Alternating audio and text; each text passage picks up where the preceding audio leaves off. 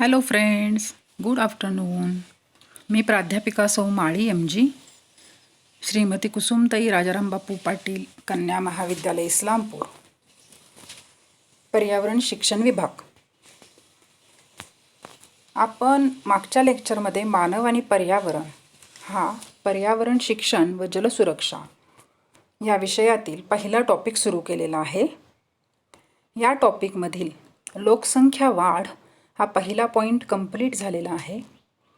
आज आपण याच टॉपिकमधील दुसरा पॉईंट ग्रामीण आणि शहरी वसाहती हा सुरू करणार आहोत. या ग्रामीण आणि शहरी वसाहतींबद्दलची जी माहिती आहे त्यामध्ये पर्यावरणावर ग्रामीण आणि शहरी वसाहतींचा होणारा दुष्परिणाम याचा आपण अभ्यास करणार आहोत. आपणास माहीत आहेच की अन्न, वस्त्र, निवारा या मानवाच्या प्रमुख 3 गरजा आहेत. यामध्ये निवारा ही जी तिसरी मूलभूत गरज आहे ती म्हणजे प्रतिकूल हवामानापासून संरक्षण करण्याकरता तसेच सामाजिक जीवनाचा आनंद घेण्याकरता लोक घरे बांधतात आणि वस्त्या विकसित करतात. तर या ज्या वसाहती आहेत त्या वसाहतींचे भौतिक घटक 2 आहेत. पहिला आहे तो म्हणजे निवारा आणि दुसरा आहे तो म्हणजे पायाभूत सुविधा. निवारा म्हणजे काय? तर यात सुरक्षितता, खाजगी जीवन आणि संरक्षणासाठी बनवलेली भिन्न आकार, प्रकार आणि बांधकाम साहित्य असलेली घरे समाविष्ट होतात. तसेच दुसरा जो आहे पॉईंट पायाभूत सुविधा, यामध्ये वस्तुपुरवठा, पाणी, ऊर्जा पुरवठा, शिक्षण, रस्ते आणि रेल्वे जाळे, मनोरंजन, माहिती प्रसारणासाठीचे जाळे इत्यादींचा समावेश होतो. या मानवी वसाहती ज्या आहेत त्यांचे वर्गीकरण करण्यात आले आहे. तर यामध्ये पहा, लोकसंख्येवरून आणि त्यांच्या क्रियांवरून 2 गटात वर्गीकरण करण्यात आलेले आहे.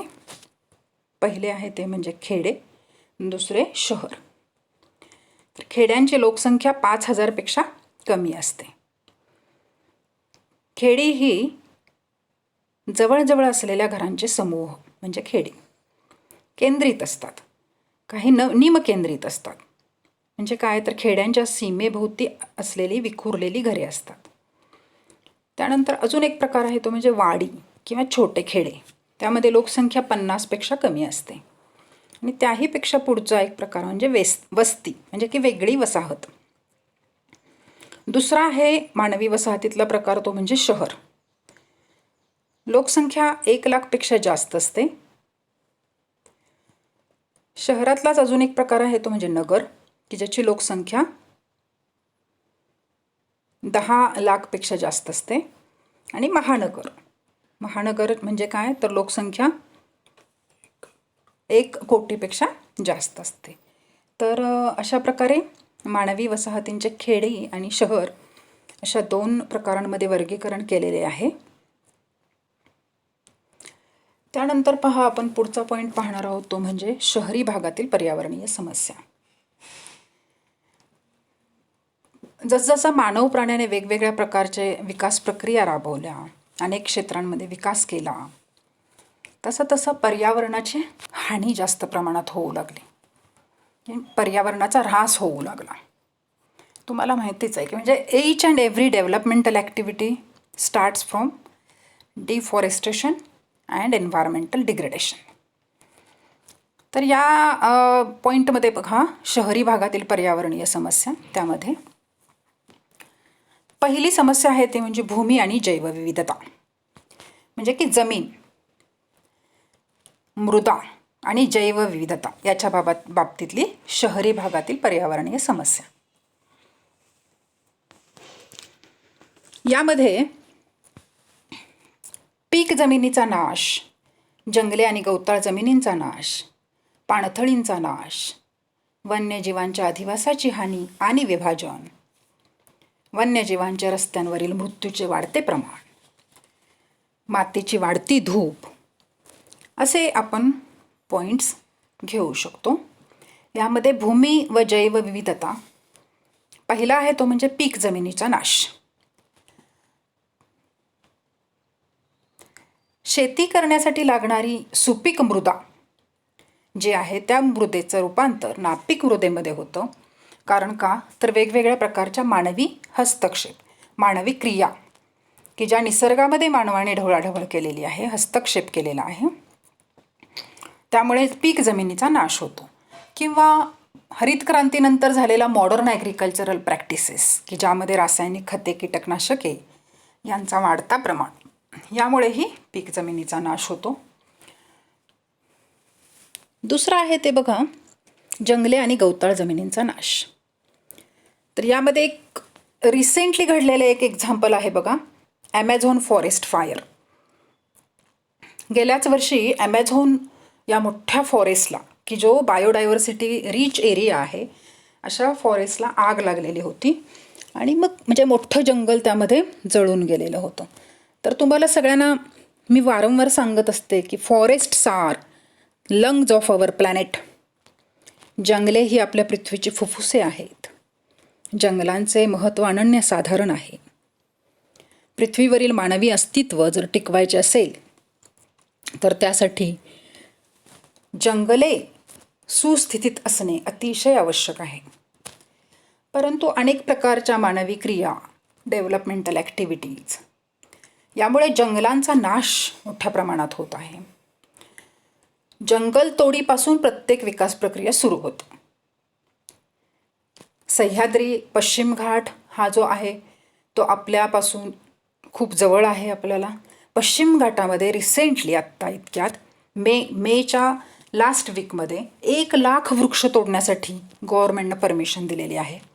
आता जर अशी मोठ्या प्रमाणात वृक्षतोड होत राहिली तर येणाऱ्या मोठ्या समस्यांना आपल्याला सामोरे जावे लागणार आहे.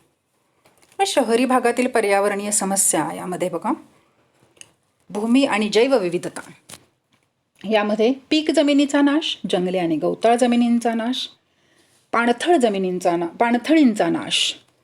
पाणथळींमध्ये तुम्ही तलाव एक आपल्यासाठी वेल नोन एक्झाम्पल आहे की ज्यामध्ये तलावांचा पोषणातिरेक तलावांमध्ये रूपांतर होणे आणि हळूहळू त्या तलावाचा नाश होणे, म्हणजे पोषणातिरेक तलाव तयार होणे, युट्रॉफिकेशन अशा ह्या त्याचं एक टर्म आहे. युट्रॉफिकेशन म्हणजे काय तर पोषणातिरेक तलाव.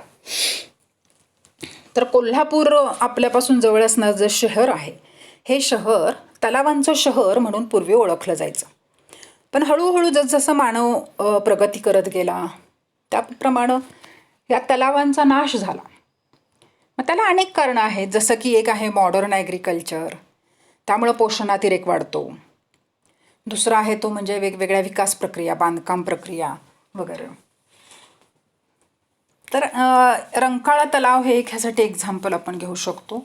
पाणथळ आहे, पाणथळ जागा, आणि त्यामध्ये केंदाळ नावाची जी वनस्पती आहे ती मोठ्या प्रमाणात वाढून हळूहळू तो तलाव पोषणातिरिक्त तलावामध्ये रूपांतरित होत आहे.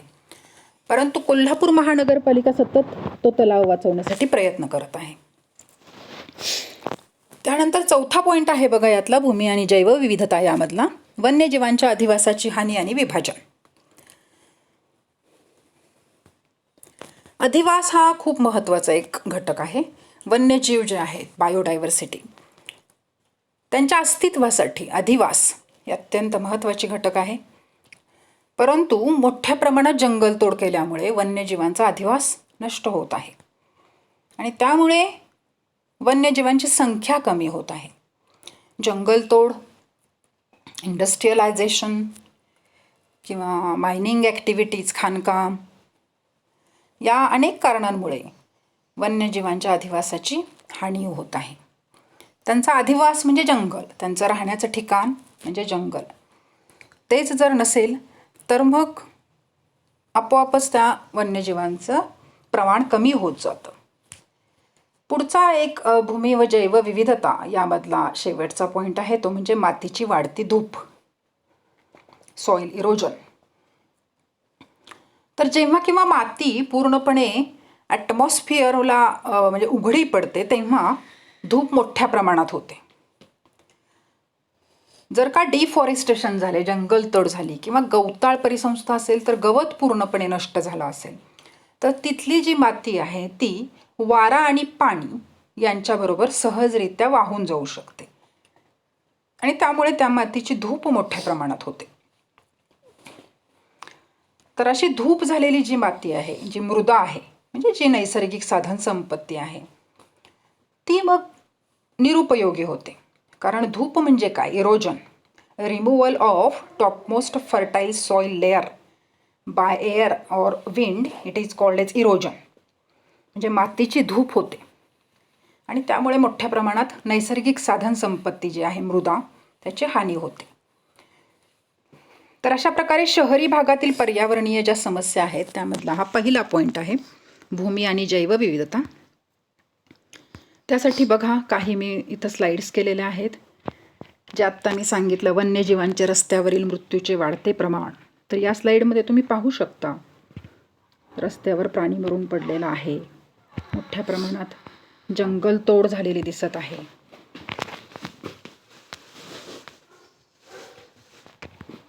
शहरी भागामध्ये होणारं वाहतुकीची कोंडी दिसत आहे. त्यानंतर बघा दुसरा पॉईंट आहे तो म्हणजे मानवी आरोग्य आणि शहराचे सौंदर्य. तुम्हाला माहितीच आहे की योग्य प्रकारचे मानवी आरोग्य जर आपल्याला आवश्यक असेल तर योग्य प्रकारचे पर्यावरण असणं अत्यंत महत्त्वाचं आहे. शुद्ध पर्यावरण जर असेल तर त्याच ठिकाणी फक्त चांगल्या प्रकारचे आरोग्य आपण मिळवू शकतो. तर या पॉईंटमध्ये पहिला आहे तो म्हणजे दूषित पिण्याचे पाणी. पिण्याचे पाणी ही महत्त्वाची एक बेसिक गरज आहे आपली. आणि हेच जर पिण्याचे पाणी स्वच्छ नसेल, ते जर दूषित असेल तर वेगवेगळ्या आजारांना आपण आमंत्रण देतो असं त्याचा अर्थ होतो. जसं की पावसाळ्यामध्ये मोठ्या प्रमाणात साथीचे आजार पसरतात, कॉलरा, टायफॉइड यासारखे. कारण का तर दूषित पाणी पिल्यामुळे. किंवा इंडस्ट्रियलायझेशन जर असेल की कारखान्यातून बाहेर पडणारं जे काही वेस्ट वॉटर आहे ते जर का नदीमध्ये मिसळलं गेलं तर मग त्या वेस्ट वॉटरमधले काही केमिकल्स किंवा हजार्डस जे काही घटक आहेत ते त्या पाण्यामध्ये मिसळून वेगवेगळ्या प्रकारचे आजार होऊ शकतात. त्यानंतर दुसरं आहे ते म्हणजे पर्यावरणीय प्रदूषण. तर तुम्हाला माहितीच आहे की हे पर्यावरणीय प्रदूषण, एन्व्हायरमेंटल पोल्युशन हा एक सध्याचा टॉपमोस्ट बर्निंग टॉपिक आहे, बर्निंग प्रॉब्लेम आहे. यामध्ये हवा प्रदूषण आहे, जलप्रदूषण, ध्वनी प्रदूषण, मृदा प्रदूषण. तर या विविध प्रकारची प्रदूषणं जी होत आहेत त्यामुळे मानवी आरोग्यावर त्याचा खूप मोठ्या प्रमाणात दुष्परिणाम होत आहे. वेगवेगळ्या प्रकारचे आजार लोकांमध्ये पसरत आहेत. जसं की हवा प्रदूषणामुळे अस्थमा किंवा दमा हा एक मोठ्या प्रमाणात आता सध्या आजार लोकांमध्ये पसरलेला आहे. खूप लोकांना तो प्रॉब्लेम आहे. त्यानंतर पहा तिसरा आहे तो म्हणजे वाहतूक कोंडी. एकतर लोकसंख्या प्रचंड वाढलेली आहे, लोकांची जीवनशैली बदललेली आहे आणि त्यामुळं म्हणजे वाहनांचं प्रमाण खूप वाढलेलं आहे, रस्ते खूप भरलेले आहेत. त्यामुळे वाहतूक कोंडी हा एक सध्याचा मोठा प्रॉब्लेम आपल्यासमोर आहे पहा. आणि त्यामुळं आपल्याला प्रत्येक गोष्टीमध्येच डिस्टर्बन्सेस होत असतात. आणि यामध्ये चौथा आहे तो म्हणजे कचऱ्यामुळे होणारे शहरांचे विद्रुपीकरण. तर कचरा ही एक मोठी समस्या आपल्यासमोर आहे. वाढती लोकसंख्या, लोकांची बदललेली जीवनशैली यामुळे मोठ्या प्रमाणात कचऱ्याची निर्मिती होत आहे. आता ह्या कचऱ्यामध्ये अनेक प्रकार आहेत बघा, बायोडिग्रेडेबल आणि नॉन बायोडिग्रेडेबल, म्हणजे विघटनशील आणि अविघटनशील. तर विघटनशील कचरा जो आहे ती समस्या सोडवणं थोडं सोपं आहे, कारण त्यापासून आपण उत्तम प्रकारचे खत तयार करू शकतो आणि त्यामुळे तो कचरा नाहीसा होऊ शकतो, कारण का तर तो विघटनशील आहे. पण अविघटनशील कचरा ही एक मोठी समस्या आपल्यासमोर आहे, जसं की प्लास्टिक, थर्माकोल, मेटल्स. तर या कचऱ्याच्या संदर्भात 3 R's आहेत बघा, रियूज, रिड्यूस आणि रिसायकल. की वापर कमी करा, वापरलेल्या वस्तू पुन्हा पुन्हा वापरा किंवा त्याचं पुनश्चक्रीकरण करा. तर या कचऱ्यामुळं खूप मोठ्या प्रमाणात शहरांचं विद्रुपीकरण होत आहे. शहरांच्या बाहेर आणि इव्हन शहरांच्या मध्ये आत रस्त्याच्या कडेला सुद्धा खूप मोठ्या प्रमाणात कचऱ्याचे ढीग आपल्याला दिसत असतात. त्याची दुर्गंधी पसरलेली असते. आता यामध्ये शहरी भागातील पर्यावरणीय समस्या ज्या आहेत त्यामध्ये पाणी हा एक तिसरा एक मोठा प्रॉब्लेम. एकतर जल ही नैसर्गिक साधन संपत्ती खूप महत्त्वाची आहे. खूप कमी प्रमाणात ही साधन संपत्ती आपल्यासाठी पृथ्वीवर उपलब्ध आहे आणि तरीसुद्धा या पाण्याचा गैरवापर, अतिवापर, ॲब्यूज अँड ओव्हरयूज होत आहे. त्यामुळे अनेक प्रकारचे problems related to water create होत आहेत बघा. त्यामध्ये पहिला आहे तो म्हणजे पृष्ठीय पाणी वाहून जाण्याच्या प्रक्रियेत वाढ. खूप मोठ्या प्रमाणात पृष्ठीय पाणी वाहून जाते, म्हणजे की पर्कोलेशन जे आहे वॉटरचं, underground water table level maintain होण्यासाठी होणारं पर्कोलेशन कमी प्रमाणात होतं. ही एक मोठी समस्या. दुसरं आहे ते म्हणजे पृष्ठीय आणि भूजल प्रदूषण. हे खूप वाढत चाललेलं आहे. पृष्ठीय पाणी म्हणजे जसं की नदी, तलाव, आणि भूजल म्हणजे की विहिरी किंवा बोरवेल. तर या सगळ्या प्रकारच्या पाण्याचं मोठ्या प्रमाणात प्रदूषण होत आहे. तर ही एक मोठी समस्या आहे आपल्या समोर, की आपण नेमकं पिण्यासाठी कसं पाणी वापरायचं, कोणतं पाणी, बोरचं वापरावं, विहिरीचं वापरावं, नदीचं का तलावाचं, कोणतं शुद्ध असेल. तर एकही सोर्स आता आपल्याकडे असा नाही की जो शुद्ध आहे पूर्णपणे. एकतर वेगवेगळ्या प्रकारचे कारखान्यातून बाहेर पडणारे दूषित पाणी या तलाव, परिसंस्था, नदीमध्ये वगैरे मिक्स होतात. दुसरं म्हणजे शेतीमध्ये वापरली जाणारी रसायनं जी आहेत ती पर्कोलेट होऊन या भूजल पातळीमध्ये किंवा भूजल पाण्यामध्ये काय होतात, भूजलामध्ये मिक्स होतात. त्यानंतर बघा, पृष्ठीय व भूगर्भीय पाण्याच्या संकलनात घट होत चाललेली आहे. नंतर पूर परिस्थितीत वाढ होत चाललेली आहे. तुमच्या सगळ्यांच्या समोर एक वेल नोन एक्झाम्पल रिसेंट घडलेलं आहेच, ते म्हणजे आपल्या पश्चिम महाराष्ट्रात जुलै ऑगस्टमध्ये आलेला महापूर. आणि या महापुरामध्ये म्हणजे आपला सांगली जिल्हासुद्धा त्यामध्ये सफर झालेला आहे. तुम्ही स्वतःच्या डोळ्यांनी जवळून हा पूर अनुभवलेला आहे. आणि मग ही मोठी नैसर्गिक आपत्ती जेव्हा आपण अनुभवत असतो तेव्हा मात्र आपली काय अवस्था होते ते तुम्हाला माहितीच आहे. तर या पूर परिस्थितीत वाढ होण्यापाठीमागं सुद्धा पर्यावरणाची होणारी अपरिमित हानी हेच एक कारण आहे. पहा, मुंबईमध्ये मिठी नदीला 2005ला एक मोठा महापूर आलेला होता. तो पूर आल्यानंतर असं समजलेलं आहे किंवा एक कन्क्लुजन असं काढलं की कॅरी बॅग्स ज्या आहेत, प्लॅस्टिकच्या पिशव्या, त्यामुळे गटर्स तुंबून तिथं महापूर आलेला होता. तर हे एक मोठी समस्या आहे. त्यानंतर याच पाणी या पॉईंटमध्ये सांडपाण्याच्या नैसर्गिकरित्या होणाऱ्या प्रक्रियांमध्ये झालेली घट हे एक महत्त्वाचं कारण आहे. पहा, त्यानंतर चौथा आहे तो म्हणजे ऊर्जा, हवा आणि हवामान. तुम्हाला माहितीच आहे की जसजसं लोकसंख्या वाढत आहे किंवा लोकांची राहणीमान, जीवनशैली बदलत आहे, तसतसं मोठ्या प्रमाणात ऊर्जेची गरज वाढत आहे. त्यामध्ये बघा, ऊर्जेचा अतिवापर, अपव्यय किंवा त्याचा सुद्धा मिसयूज हा एक मोठं एक कारण आहे. त्यानंतर हवामानामध्ये ओझोन थराचा क्षय ही एक मोठी ग्लोबल समस्या, जागतिक समस्या आपल्यासमोर आहे. या स्लाईडमध्ये मी दाखवलेलं आहे बघा, ओझोन लेअर पृथ्वीचा कसा आहे.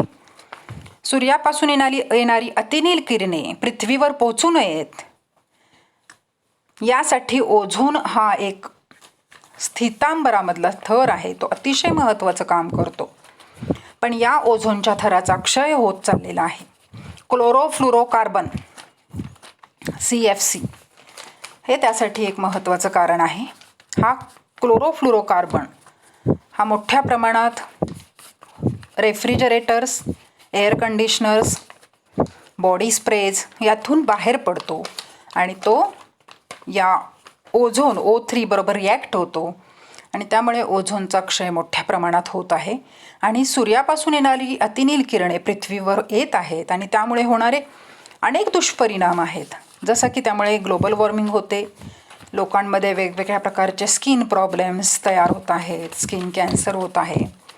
ही खूप गंभीर समस्या आहे. पहा, हवा आणि हवामान या संदर्भातली शहरांमध्ये जे बदल झालेत त्यामुळं झालेली ही समस्या. पुढचा पहा एक पॉईंट आहे तो म्हणजे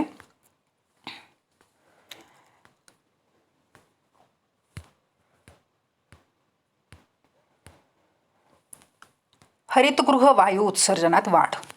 तर यामध्ये हरितगृह वायू म्हणजे कोणते, तर carbon dioxide, methane, oxides of nitrogen, chlorofluorocarbon हे हरितगृह वायू आहेत. हे हरितगृह वायू मोठ्या प्रमाणात वेगवेगळ्या मानवी कृतींमधून बाहेर पडत आहेत आणि त्यामुळे ग्लोबल वॉर्मिंग म्हणजे जागतिक तापमान वाढ होत आहे. आत्ताच रिसेंट, आता आज आहे 29 मे, तर रिसेंट मॅक्सिमम रेकॉर्डेड टेम्परेचर जे सांगली डिस्ट्रिक्टचं आहे ते म्हणजे 42 डिग्री सेंटीग्रेड. तर हे एवढं मोठं टेम्परेचर आपल्या सांगली डिस्ट्रिक्टनी आत्तापर्यंत अनुभवलेलं नव्हतं आणि त्या प्रमाणात इतर जिल्ह्यांमध्ये वाढ होत चाललेली आहे आणि त्यामुळे या हरितगृह वायू उत्सर्जन जे आहे त्यामुळे ग्लोबल वॉर्मिंग हा एक मोठा प्रॉब्लेम आपल्यासमोर आवासून उभा आहे. आणि जर का हे ग्लोबल वॉर्मिंग असंच होत राहिलं तर मात्र मानवाचं पृथ्वीवरील अस्तित्व धोक्यात येणार आहे. खूप मोठी हानी होईल आणि म्हणून हे ग्लोबल वॉर्मिंग जर का कमी करायचं असेल तर हरितगृह वायू उत्सर्जन कमी करणं गरजेचं आहे. त्यामुळे carbon dioxide, methane, oxides of nitrogen याचं जे उत्सर्जन आहे ते कमी झालं पाहिजे, यासाठी आपण प्रयत्न करणे गरजेचे आहे. त्यामध्ये आणखी एक आहे बघा, वायू प्रदूषणात वाढ. तुम्हाला माहितीच आहे की जसजशी डेव्हलपमेंट होत गेली तसतसे मोठमोठे कारखाने, इंडस्ट्रीज तयार झाल्या. या कारखान्यांमधून बाहेर पडणारा धूर, त्यामध्ये असणारे वेगवेगळे गॅसेस आणि वाहनांचा धूर ह्यामुळे मोठ्या प्रमाणात वायू प्रदूषण होत आहे आणि ह्या वायू प्रदूषणाचे वेगवेगळे दुष्परिणाम आपल्याला जाणवत आहेत. तर यामध्ये शहरी भागातील पर्यावरणीय समस्या ज्या आहेत यामध्ये ऊर्जा, हवा आणि हवामान हा एक चौथा पॉईंट आहे. त्यानंतर पहा आर्थिक परिणाम कोणते आहेत. तर आर्थिक परिणाम जे आहेत त्यामध्ये जास्त प्रमाणात कर, टॅक्स जो आहे तो वाढत चाललेला आहे. दुसरा आहे तो म्हणजे व्यवसायातील घट आणि तिसरा आहे तो बेरोजगारीतील वाढ. तर अशा प्रकारचे आर्थिक परिणामसुद्धा शहरामध्ये जाणवत आहेत. बेरोजगारी ही एक मोठी समस्या आहे. सुशिक्षित बेकार यांचं प्रमाण खूप मोठ्या प्रमाणात वाढत चाललेलं आहे. तर अशा प्रकारे शहरी भागातील पर्यावरणीय समस्यांमध्ये या 5 प्रमुख समस्यांचा आपण अभ्यास करतो आहोत. ह्या स्लाईडमध्ये तुम्हाला दिसत आहे वाहतूक कोंडी, शहरी समस्या किंवा हे नैसर्गिक आपत्ती, महापूर. त्यानंतर घनकचऱ्याच्या संदर्भातले हे एक स्लाईड आहे पहा. मोठ्या प्रमाणात कचरा आणि कचऱ्यामुळे होणारे शहरांचं विद्रुपीकरण आणि या कचऱ्यामधला महत्त्वाचा घटक आहे तो म्हणजे प्लास्टिक, अविघटनशील कचरा. त्यानंतर आता दुसरा म्हणजे आहे की ग्रामीण भागातील पर्यावरणीय समस्या. तर ग्रामीण भागामध्ये काही बेसिक गोष्टीच अजून लोकांपर्यंत पोहोचलेल्या नाहीत. लोकांना बऱ्याचशा गोष्टींबद्दल अवेअरनेस नाही. त्यामध्ये पहा, पहिला आहे ते म्हणजे स्वच्छतेचा अभाव. सध्या कोरोनाची साथ जोरात चालू आहे, तुम्हाला सगळ्यांना माहिती आहे. आणि वारंवार हात धुवायला सांगितलेलं आहे. तुम्ही सारखा हात धुवा. तर हात धुणं ही खरंच एक बेसिक गरज आहे. आत्ता कोरोना आहे म्हणूनच नाही, तर एरवीसुद्धा वारंवार तुम्ही हात धुतला पाहिजे. साबणाने हात पूर्वी धुवायचा किंवा आता तुम्ही काय हँडवॉश वापरता, तर हे त्यांनी हात धुणं ही एक खूप मोठी एक साधी गोष्ट, ती सुद्धा लोक करत नाहीत. आणि हा स्वच्छतेचा अभाव म्हणजे की बाकीच्या अनेक गोष्टी आहेत अजून त्याच्यामध्ये. तर हा एक मोठा प्रॉब्लेम आहे ग्रामीण भागामध्ये. दुसरा आहे तो म्हणजे शेत जमिनींचे रूपांतर घर बांधणीसाठी. म्हणजे काय की ॲग्रिकल्चरल प्रॅक्टिसेस हा एक बेस आहे बघा ग्रामीण भागातील. परंतु या म्हणजे शेतजमिनीमध्ये मोठ्या प्रमाणात वेगवेगळ्या प्रकारच्या विकास प्रक्रिया राबवल्या जात आहेत. काही ठिकाणी घरं बांधली जातात राहण्यासाठी, काही ठिकाणी काही गोठे बांधले जातील वगैरे वगैरे. त्यानंतर तिसरं आहे ते म्हणजे सांडपाणी निचरा सुविधांचा अभाव. हे जे गटर्स असतात ते गटर्स ओव्हरफ्लो होत असतात. त्याच्या आजूबाजूला खूप मोठ्या प्रमाणात घाण असते, दुर्गंधी असते. म्हणजे की सांडपाणी निचरासुद्धा योग्य प्रकारे होत नाही, केला जात नाही. आणि त्यामुळे मोठ्या प्रमाणात ग्रामीण भागामध्ये पर्यावरणीय समस्या, आरोग्याच्या तक्रारी ह्या वाढत राहतात. त्यानंतर बघा पुढचा आहे चौथा, कीटकनाशके आणि खतांचा अमर्यादित वापर. तर जसं हरितक्रांती झाली त्यानंतर मोठ्या प्रमाणात रासायनिक खते, रासायनिक कीटकनाशके यांचा वापर खूप मोठ्या प्रमाणात होऊ लागला. आणि हे रासायनिक खते, कीटकनाशके पर्यावरणासाठी अत्यंत हानिकारक आहेत. मानवाच्या शरीरावर त्याचे खूप मोठ्या प्रमाणात दुष्परिणाम होत आहेत. सध्या तुम्ही पाहत आहात की कॅन्सरसारखा दुर्धर आजार हा कॉमन झालेला आहे. बरेच पेशंट तुम्हाला दिसतात कॅन्सरचे, आणि त्याला वयोमर्यादा राहिलेली नाही. अमुक एक वयाचाच माणूस फक्त त्यालाच कॅन्सर होऊ शकतो असं काही नाही. लहानांपासून म्हाताऱ्या माणसांपर्यंत कोणालाही कॅन्सर होऊ शकतो. कारण का, तर ह्या रासायनिक गोष्टी आपल्या शरीरामध्ये प्रवेश करत आहेत. रासायनिक खते, कीटकनाशके अन्नातून सरळ सरळ आपल्या शरीरात जात आहेत आणि त्यामुळे आपल्यावरती वेगवेगळ्या प्रकारचे म्हणजे आपल्यामध्ये आजार पसरत आहेत लोकांमध्ये. त्यानंतर जैवविविधतेला सुद्धा मोठ्या प्रमाणात हानी पोहोचत आहे. जसं की एक मोठं एक्झाम्पल आहे बघा, DDT, डायक्लोरोडायफिनिल ट्रायक्लोरोइथेन नावाचं एक रासायनिक कीटकनाशक पूर्ण जगामध्ये खूप मोठ्या प्रमाणात वापरलं गेलं. आणि हे रासायनिक कीटकनाशक अन्न साखळीमध्ये प्रवेश केल्यानंतर वेगवेगळ्या प्रकारच्या जैवविविधतेवर त्याचे परिणाम झाले. जसं की गरुड नावाचा जो एक पक्षी आहे, त्या गरुड पक्ष्याची अंडी जी आहे ती अंडी उबवण्याआधीच फुटू लागली आणि त्यांची संख्या खूप कमी झाली. तर हा DDT नावाचं जे कीटकनाशक आहे ते मलेरियाचा कंट्रोल करण्यासाठी म्हणजे की डास मारण्यासाठी या कीटकनाशकाचा शोध लागला. ते खूप इफेक्टिव्ह आहे म्हणून मोठ्या प्रमाणात वापरले गेले आणि मग नंतर मात्र या कीटकनाशकावर बॅन आला. पूर्ण जगामध्ये 37 देशांमध्ये DDT नावाच्या या कीटकनाशकावर बॅन आहे. तर या रासायनिक खते आणि कीटकनाशके यांचा वापर अत्यंत कमी प्रमाणात जरुरीचे असेल तेव्हाच केला गेला पाहिजे, तरच आपण या सगळ्या हानी कमी करू शकतो. त्यानंतर बघा, ग्रामीण पर्यावरणीय समस्येमध्ये शेवटचा आहे तो म्हणजे पॉईंट, वाळवंटीकरण आणि क्षारयुक्त जमिनींची निर्मिती. वाळवंटीकरण, आता वाळवंट आणि वाळवंटीकरण ह्यात फरक आहे बघा.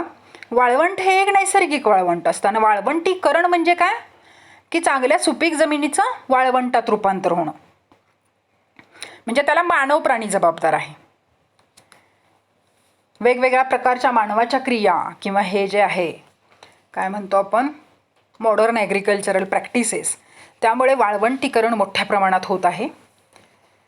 आणि क्षारयुक्त जमिनींची निर्मिती म्हणजे की मृदा जी आहे ती मृदा क्षारयुक्त होते, म्हणजे क्षारपड मृदा तयार होते. तुम्हाला माहितीच आहे की एक प्रत्येकच गोष्टीचा एक सामू असतो पहा, pH म्हणजे काय, negative logarithm of H+ ion concentration. तर हा जो pH आहे तो खूप महत्त्वाचा घटक आहे. जर का जमिनीचा pH सामू 7 असेल किंवा त्याच्या थोडा आजूबाजूला म्हणजे न्यूट्रल pH असेल तर ती योग्य जमीन. जर का 7च्या खाली गेला pH तर आपण त्याला ॲसिडिक म्हणतो, 7च्या वर गेला तर त्याला अल्कलाईन म्हणतो. तर या ठिकाणी मोठ्या प्रमाणात रासायनिक खते, कीटकनाशके आणि अतिजलसिंचन केल्यामुळे या जमिनीचा pH सामू 7च्या पुढे जातो आणि त्यामुळे ही क्षारयुक्त मृदा, क्षार तयार होतात जमिनीवर. आणि ही क्षारयुक्त मृदा कोणत्याही प्रकारचे पीक उगवून येण्यासाठी योग्य असत नाही. इवन त्याच्यामध्ये कॅक्टस सुद्धा उगवून येत नाही. तर अनफॉर्च्युनेटली ह्या क्षारयुक्त मृदा जी आहे त्याचा सर्वे केल्यानंतर आपल्या महाराष्ट्रामध्ये सांगली जिल्हा आपला पहिल्या नंबरला आहे. नंबर 1 रँकला सांगली जिल्हा आहे. या जिल्ह्यामधील कवठे पिराण म्हणून एक जे गाव, खेडेगाव आहे, त्या गावामध्ये जेवढी केवढी मृदा आहे ती सर्व मृदा क्षारयुक्त झालेली आहे, क्षारपड झालेली आहे. तर या ग्रामीण भागातील ह्या अशा समस्या आहेत पहा. इथं मी तुम्हाला स्लाईड दाखवते. सलाईन सॉईल म्हणजे की क्षारपड मृदा कशी दिसते पहा. लांब लांबपर्यंत तुम्हाला कुठेही साधं कॅक्टस उगवून आलेलं दिसणार नाही. ॲमेझॉनचा फॉरेस्ट फायरचा एक आहे. त्यानंतर पहा इथं दाखवलेलं आहे की कीटकनाशकं आणि खतं यांचा अतिवापर. आता ह्यामध्ये एका फळाला सिरिंजमधून वेगवेगळ्या प्रकारचे केमिकल्स इंड्यूस करत आहेत. दुसऱ्या एका पिक्चरमध्ये रासायनिक कीटकनाशकं शेतामध्ये फवारताना दिसत आहेत. तर अशा प्रकारची फळं आपण खातो की ज्यामध्ये रासायनिक गोष्टी अशा इंड्यूस केलेल्या आहेत, इन्क्लूड आहेत. त्याच्या कंटेंट्समध्ये ते केमिकल्स आहेत आणि मग त्याचे आपल्या शरीरावर दुष्परिणाम होतात. इथं हा पॉईंट संपला पहा. या पॉईंटमधील ना प्रकल्पासाठी तुम्ही अनेक विषय घेऊ शकता. काही दिलेले आहेत एक्झाम्पलसाठी. पहिला आहे तो म्हणजे शहरी भागातील पर्यावरणीय समस्या, नंतर ग्रामीण भागातील पर्यावरणीय समस्या, ओझोन थराचा क्षय, हरितगृह वायू, मानवी आरोग्य आणि पर्यावरण, पर्यावरणीय प्रदूषण, अशा प्रकारच्या काही प्रॉब्लेम्सवरती तुम्ही तुमचा प्रकल्प करू शकता. तर इथं हा दुसरा पॉईंट जो या टॉपिकमधला आहे तो संपलेला आहे. पुढचा पॉईंट आपण नेक्स्ट लेक्चरला पाहूयात. Thank you. Stay safe, stay home.